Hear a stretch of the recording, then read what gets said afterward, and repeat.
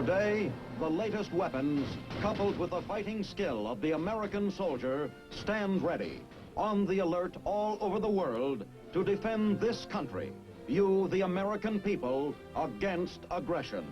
This is The Big Picture, an official television report to the nation from the United States Army. Now, to show you part of the big picture, here is Sergeant Stuart Queen. The place was an Army supply depot somewhere overseas. Pilferage of food and clothing was rapidly getting out of hand. To stop the theft of thousands of dollars worth of vital supplies, a small group of specially trained men and their assistants was added to guard the installation. The pilferage quickly dropped to zero. Credit for this achievement belongs mostly to the assistants, the Army dogs. Today, the big picture will take you on a scouting patrol somewhere in Korea and to a war dog training center in Germany. The place is Korea. The time is early morning. The mission is to reconnoiter the enemy position to try and pick up a prisoner. You can't see anybody out there in front of you, and you can't hear anybody. That's why you've got a dog for a point man. If there is anybody out there, he can smell him. The soldier who's handling this dog has lived with him for months. They know each other very well. The dog seems to sense the excitement. He is quiet, but very much alert. His keen senses analyze the air. Now it's the handler's job to interpret the dog's actions. What is it, boy? And where? Enemy, over there. The dog's job is done. Soldiers will carry on from here.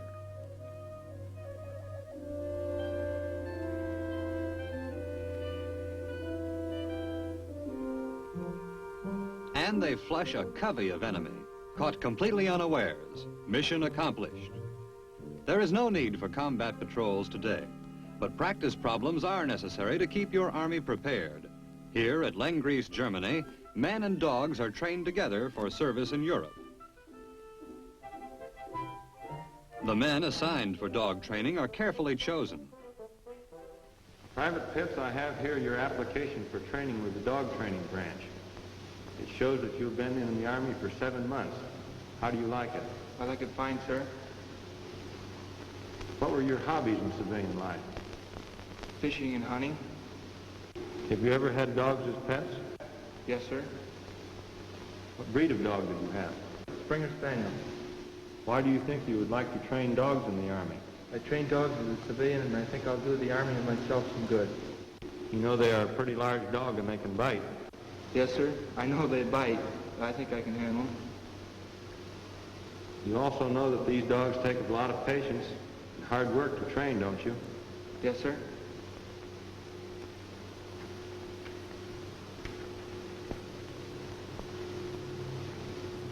Well, I think you have the proper qualifications for the job. I wish you the best of luck in your new assignment. Thank you, sir. Your Army maintains war dog training centers in the United States, in the Far East, as well as in Europe. Here, new men arrive at the Quartermaster Training Center at Lenggries, Germany. At these centers, man and dog are trained together. They become a team of two, more sensitive, more alert, and more valuable than either was alone. You men have been selected from a large group of volunteers. We feel that you possess the qualities of leadership, courage, initiative, and patience to fulfill the mission of an infantry scout dog platoon. As you know, dogs have been used for military purposes for hundreds of years. The United States Army first used dogs for military use in the last war in World War II. And although your course of instruction here will consist of only 17 weeks, we will make every effort in training you to be able to carry on a training program of your own when you reach your infantry division. Today, you men will be assigned the dogs that you will be working with for the next 17 weeks. These dogs, by nature, are quick to learn. The dogs will learn faster than you will. But with your effort and with your patience, we will be able to train you, and in turn your dog will automatically become trained. While the men are learning the fundamentals, the dogs that they will work with are being acquired by the Army. Not any dog will do. They too must be carefully chosen. Here, German civilians prepare to show off their dogs before the keen eyes of the United States purchasing officers. Walking the round is the first step. But here's one pooch who seems a little reluctant to join the Army.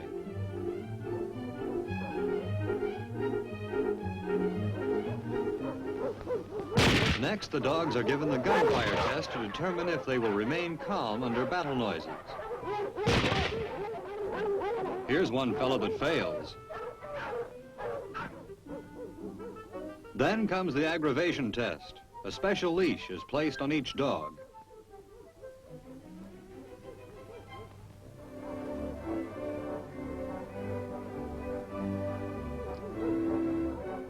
A young German and his dog Rouser are first. The test is to determine the dog's aggressiveness when annoyed. No Ferdinand here.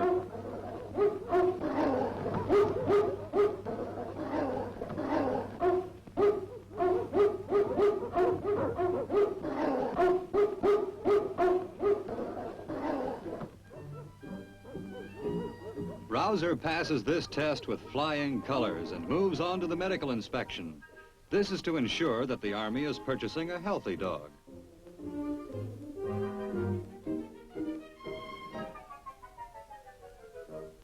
The gauze muzzle is to ensure that the veterinarian keeps his digits intact.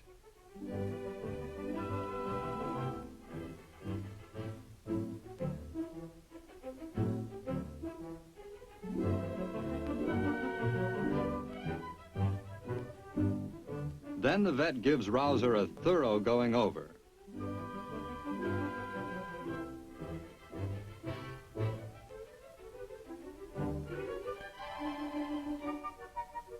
He finds him to be in A1 shape and ready to carry on in the famous tradition established by the war dogs of World War II and Korea.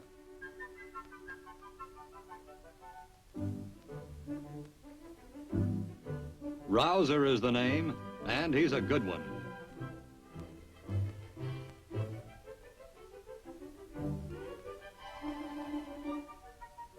Those dogs like Rouser that have passed all tests are crated and shipped by truck to the Quartermaster War Dog School at Lenggries, Germany, in the foothills of the Bavarian Alps.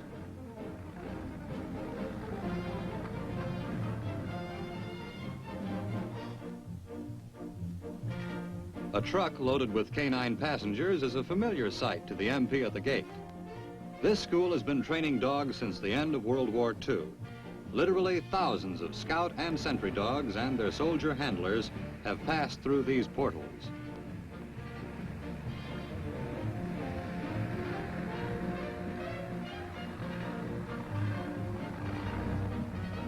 This kennel area will be Rouser's new home for the approximate 17 weeks that he will train here.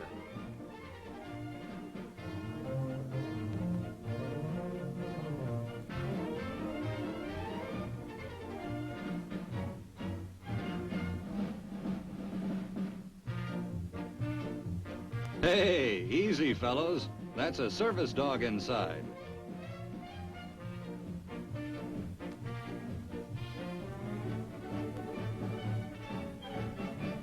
Each dog is placed in his own individual kennel to await assignment to his particular soldier handler.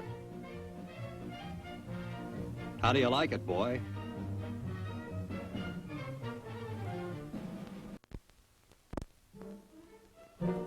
While Rouser is getting accustomed to his new quarters, the soldier handlers are learning all about those quarters, how to ventilate them in summer, how to keep them warm in winter with the sliding partition you see here. They learn everything about the care and cleaning of kennels.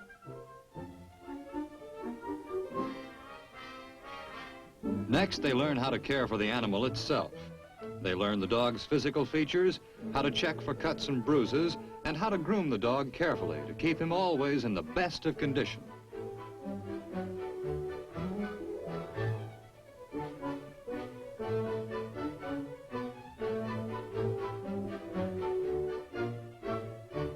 Private Pitts pays close attention. Soon he'll be getting a dog assigned to him. And that day comes quickly, for at the next morning formation, the sergeant tells them that this is the day they'll get their dogs. What small boy wouldn't want to trade places with Pitts right now? And maybe Private Pitts himself is a little excited about the prospect.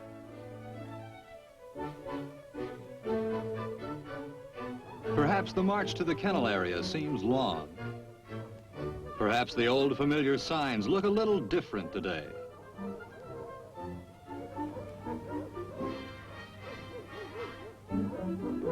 And perhaps another formation seems unnecessary. Won't they ever get to giving out those dogs? And then suddenly Private Pitts hears his name.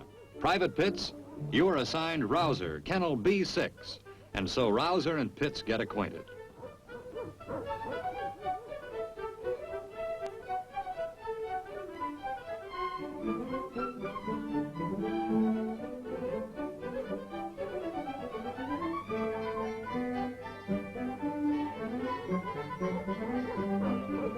This is the beginning of a strong personal bond between man and dog.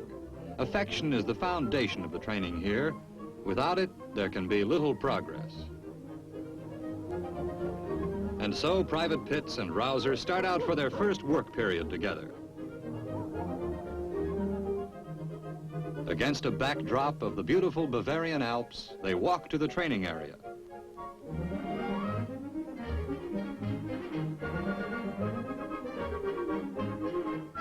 This is canine basic training.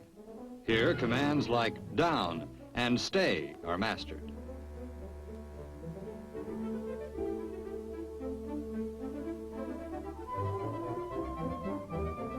Dogs learn by associating certain actions with other actions and sounds. Therefore, at first, the hand and leash are used to guide the dog's actions when he hears the command.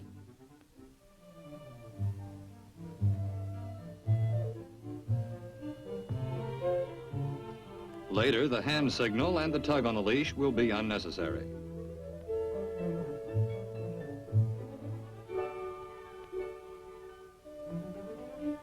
This dog is well trained. He has been given the commands down and stay. The soldier purposely tries to distract him, but without success.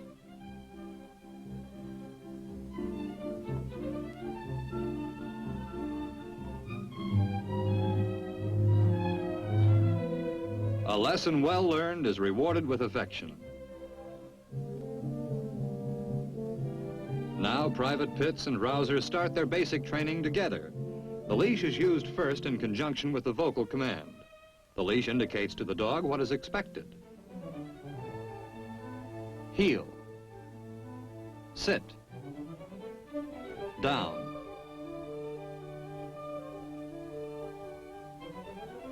Private Pitts tests Rouser on the two commands, stay and come. Good dog. Now let's try crawling. Looks like the canine version of infantry basic. Hey, keep it down. Now for a little close order drill.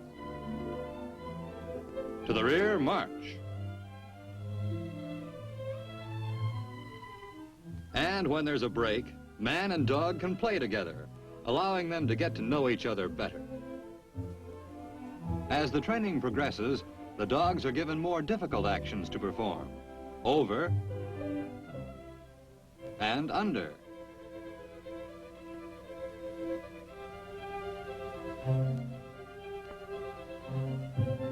Abilities like these can really pay off in a combat situation.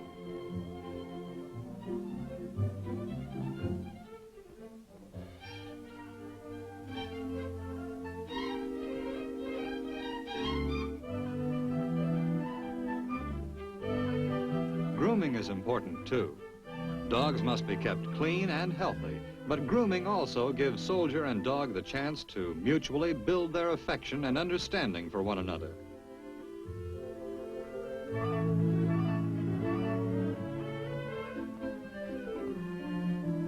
If at any time the soldier handler finds cuts or bruises on his dog, he immediately takes him to the veterinary hospital.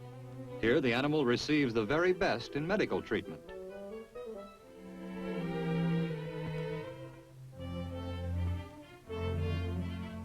Rouser is a good patient, even with a cut forefoot. He trusts Pitts implicitly, and Private Pitts reciprocates the compliment.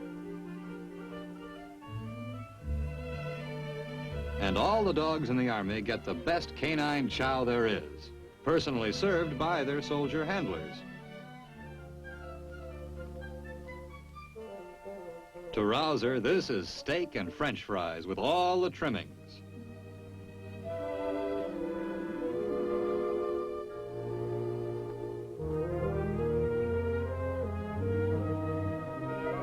And after lunch, more training.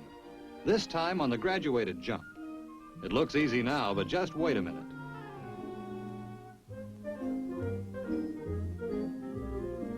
The sergeant here is making things more difficult, on purpose. But these dogs are pretty far advanced in their training now. They take this jump with ease. A little more rugged is the canine equivalent of the infiltration course. About this time, dogs are classified into scout or sentry dogs. Sentry dogs will guard installations. Scout dogs will go out on patrol. It all depends on the dog's individual characteristics, which assignment he receives.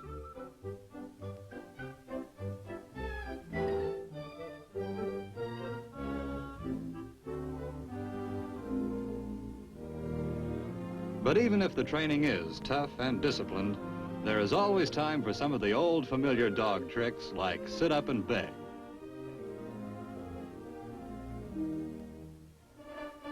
Now men and dogs are ready for decoy practice. Soldiers are concealed somewhere out there. The dog's job is to find them. There they are. In practice, the dog is allowed to give chase just to keep his interest up. Go get 'em, boy. And afterwards, always praise for a job well done. Finally, the 17 weeks course is over.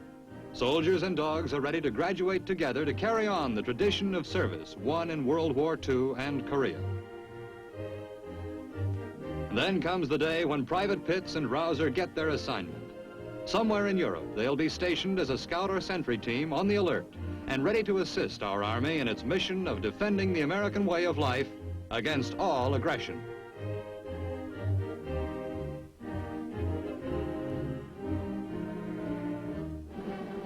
These two good friends who will now share the same service career wave farewell to Lenggries and the Quartermaster School, where they first met and trained together.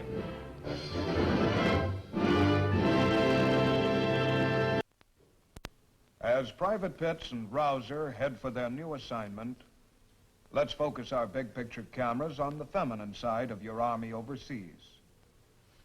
For these wax specialists, the day begins early.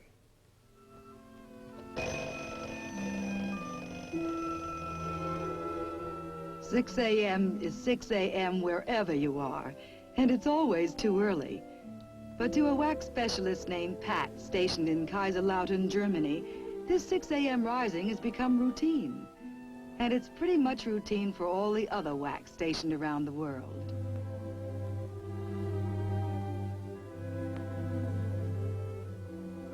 It's really not very difficult. You just do at 6 what most people do at 7 or 8. It's the Army way of getting a head start on everybody else. A little water on the face, and things are looking up.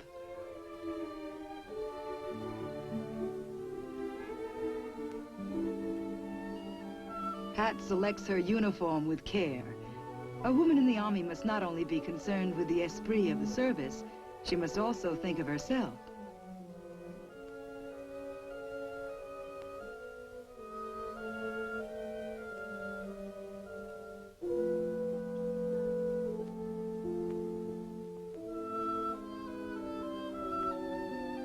Let's face it, a girl likes to be admired, and an attractive whack is, well, more attractive.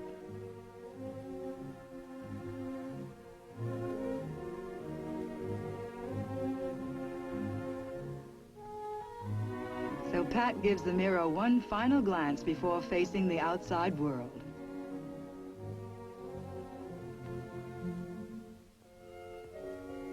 Pat is a photographic specialist, third class, and she works here in the User Pictorial Center, Kaiserslautern, Germany.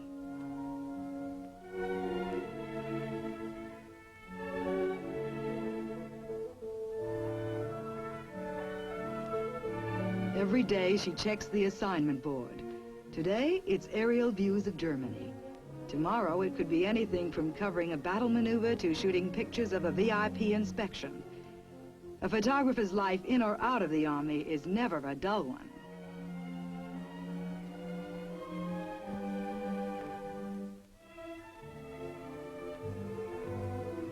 Pat is an expert with a camera. She was a photographer in civilian life and is a fine example of how your Army today makes full use of civilian skills and aptitudes. But she knows, too, that the Army gives her advanced training and experience that she could get no other way.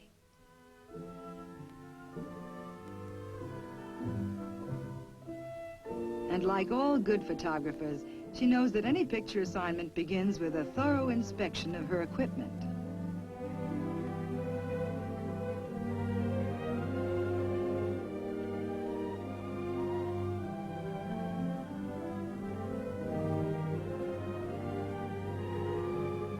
All set and ready to go.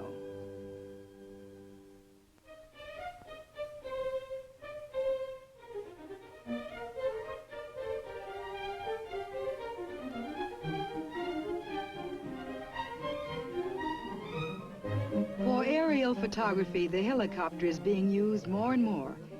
Its excellent maneuverability and hovering qualities make it ideal for this kind of work. Pat meets her pilot, one of the many flying officers in the Army today. An open cockpit like this makes a safety belt a must. But that same openness makes it a photographer's dream. You can shoot from any direction without obstruction.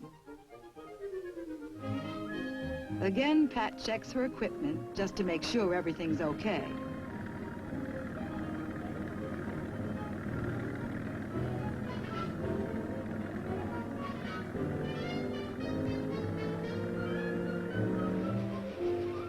This is the sort of experience it's not so easy to get in civilian life. Even though a copter can hover indefinitely, Pat gets ready and lines up her shot ahead of time. One nice thing about this sort of photography, you can get any angle on the subject you want.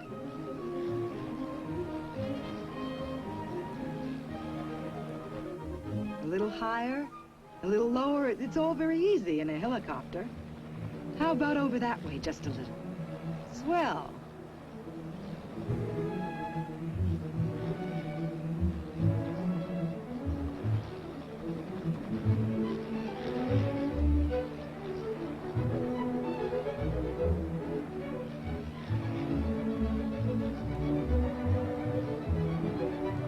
And so Pat gets her picture.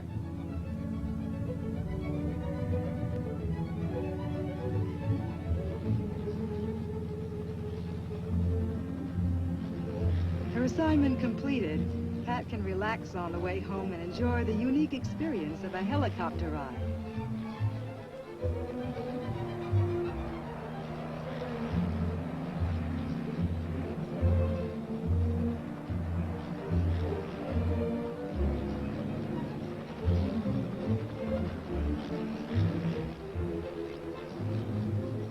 Many thanks and a salute for her officer pilot, Pat returns to the Pictorial Center.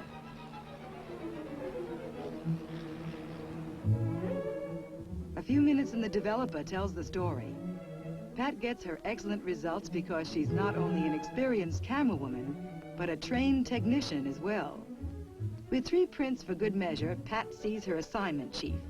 Between them, they select one for reproduction in the Army publication that first requested the coverage.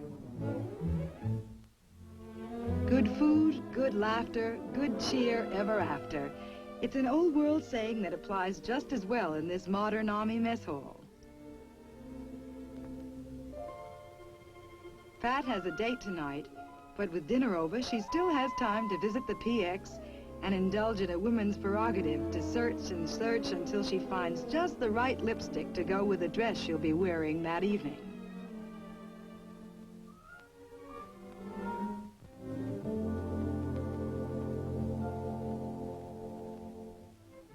And this is Pat's date, who's waiting, as most dates do. Having bought the lipstick to go with the dress, Pat now searches again to find the right dress to go with the lipstick.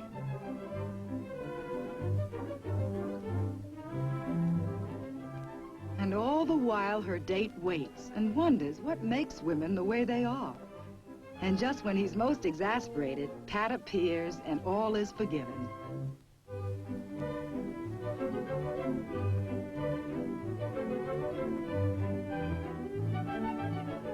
Soon they'll both be off for an evening of fun and entertainment. But all too soon again it'll be 6 a.m. and Pat will begin another day in the wax, the Women's Army Corps.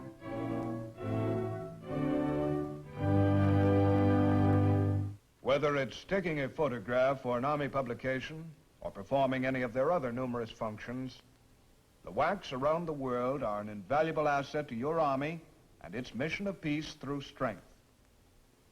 This is Sergeant Stuart Queen, inviting you to be with us again next week for another look at the big picture. The Big Picture is a weekly television report to the nation on the activities of the Army at home and overseas. Produced by the Signal Corps Pictorial Center. Presented by the United States Army in cooperation with this station. You too can be an important part of the big picture. You can proudly serve with the best equipped, the best trained, the best fighting team in the world today, the United States Army.